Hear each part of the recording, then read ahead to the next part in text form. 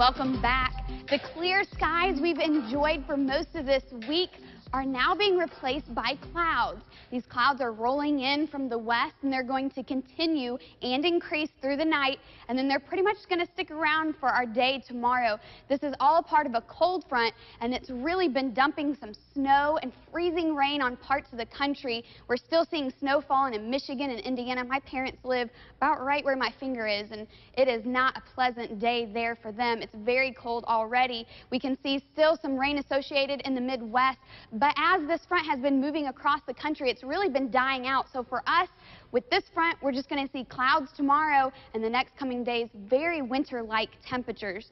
So this is a closer look at our area, and we can see that we don't have any major rain or snow to deal with, but that story is not the same all over the country. So this is the cold front, and it expands all the way from Michigan down into Texas and is gradually inching its way across the state. It will be here in middle Georgia throughout the day tomorrow. So throughout the night, we will continue with those cloud coverage. And like I said, tomorrow is pretty much going to be a mix of sun and clouds, but more clouds than sun. So I hope you enjoyed the sunshine today, because it's going to be another day before we see it back here.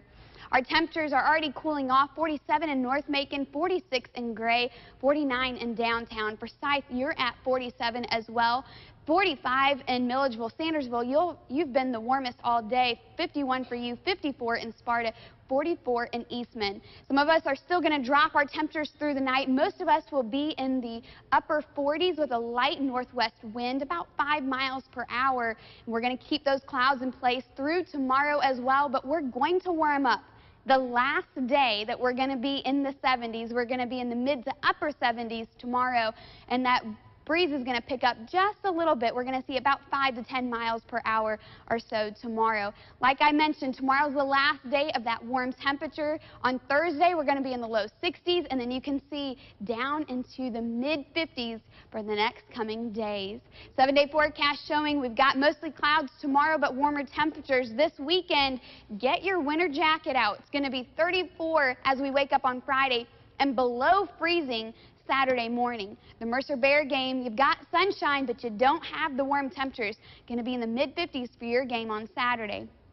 Sunday, we keep in the mid-50s, but we also have some much-needed rain. This will be pretty much an all-day rain event. We do need that rain, like I mentioned, though. Behind that, though, on Monday and Tuesday as we start the work week, we're still cold, but the sunshine comes back to us. Your Jeff Smith Fish and Game forecast showing we've got peaks at 5:20 in the morning, which is a good peak. Another one at 5:40 tomorrow afternoon.